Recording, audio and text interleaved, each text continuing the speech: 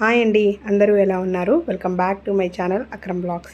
ఇవాళ మన ఛానల్లో ఒక మంచి స్నాక్స్ రెసిపీతో అయితే మీ ముందుకు వచ్చేసానండి. అదే హోమ్మేడ్ బిస్కెట్స్. పిల్లలు ఈ వేసవి కాలంలో బయట జంక్ ఫుడ్కి, బేకరీ ఫుడ్కి అలవాటు పడకుండా ఇలా ఇంట్లోనే ఈజీగా బిస్కెట్స్ అయితే చేసి పెట్టండి. చాలా ఇష్టంగా తినేస్తారు. కేవలం 1 కప్పు సూజీ రవ్వతో, అదే అండి బొంబాయి రవ్వతో ఇలా అయితే బిస్కెట్స్ చేసుకోండి. ఇంకా బయట నుంచి కొనుక్కు రావాల్సిన అవసరమే ఉండదు.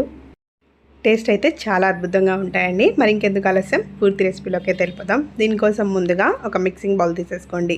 ఇప్పుడు ఈ మిక్సింగ్ బౌల్లోకి 1 కప్పు సూజీ రవ్వ అంటారు కదండి, అదే మనం రోజు రెగ్యులర్గా ఉప్మా చేసుకుంటాం కదండి బొంబాయి రవ్వ, దాన్ని అయితే 1 కప్పు తీసేసుకోండి.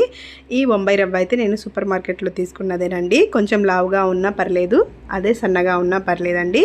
ఇలా 1 కప్పు బొంబాయి రవ్వని తీసేసుకున్న తర్వాత ఇప్పుడు అందులోకే మనం ఇందాక ఏ కప్పుతో అయితే మెజర్ చేసుకున్నామో అదే కప్పుతో 1/2 కప్పు గోధుమ పిండిని అయితే తీసుకోండి. నేను ఇక్కడ ఆశీర్వాద్ గోధుమ పిండిని అయితే తీసుకున్నాను.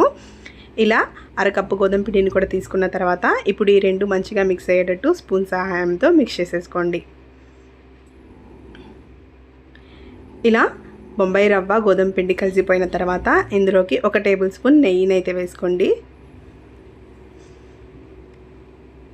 1 టేబుల్ స్పూన్ నెయ్యిని వేసుకున్న తర్వాత ఈ నెయ్యి మొత్తాన్ని కూడా పిండికి అయితే మంచిగా రబ్ చేస్తూ చేతులతో పట్టించేసుకోవాలండి. ఇక్కడ నేను చూపిస్తున్న విధంగా ఇలా మనం రబ్ చేస్తూ పిండిని పట్టించుకోవడం వల్ల నెయ్యి అనేది మంచిగా పిండికి పట్టి బిస్కెట్స్ అనేవి చాలా గుల్లగా వస్తాయి. సో ఈ స్టెప్లో కొంచెం జాగ్రత్తగా నెయ్యినైతే మెల్లగా పిండి మొత్తానికి కూడా పట్టించేసుకోండి.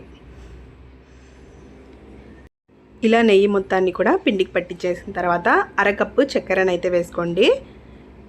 మీకు స్వీట్నెస్ ఎక్కువగా కావాలనుకుంటే 1/2 కప్పు వేసుకోండి, లేదు మైల్డ్గా ఉండాలి అనుకుంటే 1/2 కప్పు సరిపోతుందండి. ఇలా చక్కెరని కూడా వేసుకున్న తర్వాత స్పూన్ సాయంతో మంచిగా మిక్స్ చేసేసుకోవాలి, చక్కెర పిండిలో కలిసిపోయేటట్టు. ఇలా చక్కెరని కలిపేసుకున్న తర్వాత ఒక గిన్నె తీసుకొని దానిలోకి 2 టేబుల్ స్పూన్లు పచ్చి వేరుశనగ పప్పునైతే తీసుకోండి. ఇవి పచ్చివండి, మీరు కావాలనుకుంటే వేయించుకున్నవైనా తీసుకోండి. ఇలా కచ్చాపచ్చాగా అయితే దంచుకోవాలండి. ఇలా దంచుకున్న తర్వాత ఇప్పుడు వీటిని మనం ముందుగా కలిపి పెట్టుకున్న మిశ్రమంలోకి అయితే తీసేసుకోవాలి. ఇలా ఈ పప్పులని దంచుకొని వేసుకోవడం వల్ల బిస్కెట్స్లో అక్కడక్కడ పలుకులు తగులుతుంటే చాలా బాగుంటాయండి. సో ఇలా వేసేసుకున్న తర్వాత ఒకసారి మంచిగా మిక్స్ చేసేసుకోండి. నెక్స్ట్ అయితే 1/2 కప్పు గోరువెచ్చని పాలనైతే తీసుకోవాలండి. మీరు పచ్చి పాలనైతే అస్సలు తీసుకోవద్దు, అలాగే చల్లారిన పాలను కూడా అస్సలు తీసుకోవద్దు. గోరువెచ్చని పాలని మాత్రమే తీసుకొని ఇందులో అయితే మనం పిండిని కలుపుకోవాలి. ఇలా 1/2 కప్పు అయితే తీసుకున్నానండి. నేను 1/2 కప్పు మొత్తాన్ని కూడా ఒకేసారి వేయలేదు. మీరు గమనించినట్టయితే కొంచెం పాలని వేసుకొని ముందుగా పిండిని అయితే కలుపుకోవాలండి. పాలు ఇంతే పడతాయని మనం చెప్పలేమండి. మనం కలిపే కన్సిస్టెన్సీని బట్టి పాలనైతే వేసుకోవాలి.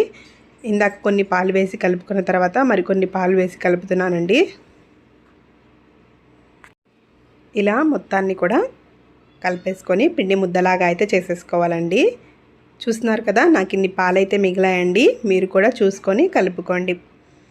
ఈ విధంగా పిండి ముద్దలాగా కలిపేసుకున్న తర్వాత ఇప్పుడు దీనిపైన అయితే మూత పెట్టేసి ఒక పావు గంట పాటు పక్కన పెట్టేసుకోవాలి. చూసారు కదా, పావు గంట తర్వాత అయితే మీకు చూపిస్తున్నానండి. ఇక్కడ మన బొంబాయి రవ్వ అయితే పాలని పీల్చుకొని మంచిగా సాఫ్ట్గా అయితే తయారైంది మన పిండి. ఇప్పుడైతే ఈ పిండిలో నుంచి 1 స్పూన్ సహాయంతో ఈ విధంగా కొంచెం కొంచెంగా పిండిని అయితే తీసుకోండి. ఇలా స్పూన్ సహాయంతో కొంచెం కొంచెం పిండిని తీసుకోవడం వల్ల మనకు బిస్కెట్స్ అనేవి ఈవెన్ సైజులో వస్తాయండి. ఇలా కొంచెం పిండిని తీసుకున్న తర్వాత అరిచేతిలో పెట్టుకొని ఈ విధంగా రౌండ్గా అయితే చేసేసుకొని పక్కన వేరొక ప్లేట్లో అయితే పెట్టేసుకోవాలి. ఇదే విధంగా మిగతా పిండి అంతటితో కూడా రౌండ్గా అయితే బాల్స్ లాగా చేసేసుకొని పక్కన పెట్టేసుకోండి. నేనైతే ఇక్కడ అన్నిటినీ కూడా చేసేసుకున్నానండి ఇదే విధంగా.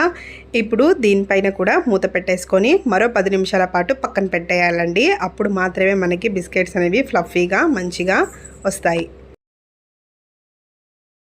10 నిమిషాల తర్వాత ఇప్పుడు ఇందులో నుంచి ఒక ముద్దనైతే తీసేసుకొని ఈ విధంగా ప్లేట్ మీద పెట్టేసుకొని ఏదైనా స్మూత్ సర్ఫేస్తో ఈ విధంగా ఒత్తుకుంటే మనకి రౌండ్గా బిస్కెట్స్ అయితే రెడీ అయిపోతాయండి. మీరు ఏ షేప్లో కావాలనుకుంటే ఆ షేప్లో కట్ అయినా చేసేసుకోవచ్చు, లేకపోతే ఈ విధంగా అయినా ఉంచేసుకోవచ్చు అండి. మనకి బిస్కెట్స్ అంటే రెగ్యులర్గా రౌండ్గా ఉంటాయి కాబట్టి ఇలా ఉంటే బాగుంటుంది. అక్కడక్కడ మనకి పల్లీల పలుకులు తగులుతూ సూపర్గా ఉంటాయి. ఇదే ప్రాసెస్లో మిగతా బాల్స్ అన్నిటినీ కూడా మనం గిన్నె సహాయంతో కానీ గ్లాస్ సహాయంతో కానీ ఇలా షేప్లో ఒత్తేసుకోవాలండి. చూస్తున్నారు కదా, అన్నిటినీ కూడా నేను రౌండ్గా బిస్కెట్స్ అయితే ఒత్తేసుకున్నాను. ఇలా అన్ని బిస్కెట్స్ని కూడా ఒత్తేసుకున్న తర్వాత స్టవ్ వెలిగించేసుకొని డీప్ ఫ్రైకి సరిపడినంత ఆయిల్ అయితే పెట్టేసుకోండి. ఆయిల్ని లో ఫ్లేమ్లో పెట్టేసుకొని కొంచెం వేడైన తర్వాత లైట్గా బబుల్స్ వస్తున్న టైంలో మనం ముందుగా ఒత్తి పెట్టుకున్న బిస్కెట్స్ని అయితే వేసేసుకోవాలి. బిస్కెట్స్ని వేసిన వెంటనే గరిట అనేది పెట్టకూడదండి. 2 నిమిషాల పాటు మంచిగా లో ఫ్లేమ్లో కుక్ చేసేసుకోవాలి. ఇలా 2 నిమిషాల పాటు కుక్ చేసుకున్న తర్వాత చూస్తున్నారు కదా, కొంచెం రంగు మారింది. ఈ టైంలో అయితే మనము రెండో సైడ్కి కూడా ఫ్లిప్ చేసేసుకొని మంచి గోల్డెన్ రంగు వచ్చేంత వరకు కుక్ చేసేసుకోవాలి. సెకండ్ సైడ్ కూడా మంచి కలర్ వచ్చేంత వరకు వేయించేసుకున్న తర్వాత ఇలా మంచి గోల్డెన్ కలర్ వచ్చేసిన తర్వాత మనం సర్వింగ్ బౌల్లోకి తీసేసుకోవడమేనండి. కొంచెం చల్లారిన తర్వాత అయితే సర్వ్ చేసేసుకోవచ్చు. అంతే అండి, చాలా తక్కువ ఇంగ్రీడియంట్స్తో ఎంతో సింపుల్గా బిస్కెట్స్ అయితే చేసేసుకొని 2 మంత్స్ పాటు స్టోర్ చేసేసుకోవచ్చు అండి మనం ఎయిర్ టైట్ కంటైనర్లో. ఈ వేసవి కాలంలో పిల్లలకి ఇలా స్నాక్స్ అయితే చేసి పెట్టండి, చాలా ఇష్టంగా తినేస్తారు. చూస్తున్నారు కదా ఎంత బాగా వచ్చాయో బిస్కెట్స్ అయితే. బయట నుంచి క్రిస్పీగా లోపల నుంచి గుల్లగా, తింటుంటే ఇంకా తినాలనిపిస్తాయండి బిస్కెట్స్ అయితే. మీకోసం ఒకటి తుంచి మరి చూపిస్తాను చూడండి, లోపలైతే ఎంత గుల్లగా వస్తాయో. మరి ఇంకెందుకు ఆలస్యం, మీరు కూడా ఈ రెసిపీని మీ ఇంట్లో ట్రై చేసి ఎలా వచ్చిందో నాకైతే కామెంట్ సెక్షన్లో తెలియజేసేయండి. నా ఈ రెసిపీ కనుక మీకు నచ్చినట్టయితే లైక్, షేర్ అండ్ సబ్స్క్రైబ్ అండి. Thanks for watching. ఉంటాను మరి, బాయ్.